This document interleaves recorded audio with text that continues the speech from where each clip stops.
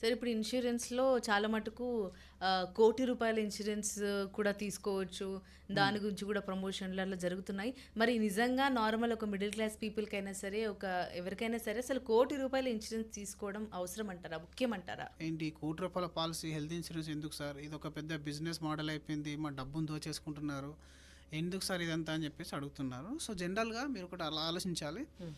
ఒక 10 ఏళ్ల కిందట ₹2,00,000 కవరేజ్ ఉన్న పాలసీ తీసుకోవాలంటే చాలా గగనంగా ఉండేది. 2,00,000, 3,00,000 అంటే చాలా అప్పట్లో. ఎక్కువ అయిపోయేది. అప్పట్లో. మేము 2018, 19లో కూడా 5,00,000 పాలసీ ఇవ్వడానికి కొంచెం అటు ఇటు అయ్యేవాళ్ళం. 5,00,000 అవసరమా అని. ఓకే. బట్ ఈరోజు మీరు పాలసీని వదిలేయండి, హ్మ్. కంపెనీని వదిలేయండి, న్యూస్ని వదిలేయండి, హ్మ్. రెగ్యులర్గా ఇన్సిడెంట్స్ చూడండి మీరు. ఓకే. మార్కెట్లో ఇప్పుడు మన బయట ప్రపంచంలో ఉన్న ఇన్సిడెంట్ చూడండి. ఒక్కొక్క యాక్సిడెంట్ క్లెయిమ్లో మ్యాక్సిమం బిల్ ఎంత అయింది. మీకు తెలిసిన ఏదన్నా ఒక కార్పొరేట్ హాస్పిటల్ దగ్గరికి వెళ్ళి రిసెప్షన్లో అడగండి, ఈ నెలలో వచ్చిన ది హైయెస్ట్ బిల్ ఎంత అని అడగండి. ఓకే. లేదంటే వాళ్ళ యొక్క ప్రైస్ చార్ట్ ఒకసారి చూడండి.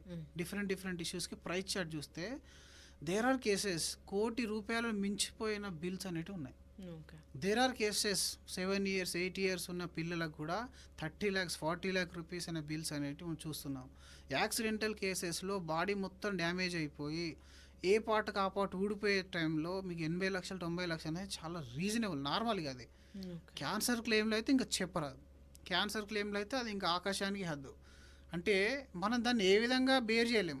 Middle class and lower middle class అయితే ఇంకా అది మనం మర్చిపోవడమే. అలాంటి సందర్భంలో మీ దగ్గర ₹1,00,00,000 లేకున్నా మీరు 25,000, 30,000 కడితే మీకు ₹1,00,00,000 కవరేజ్ ఉంది అని అంటే అది ఎంత మంచి విషయం అనేది ఆలోచించాలి.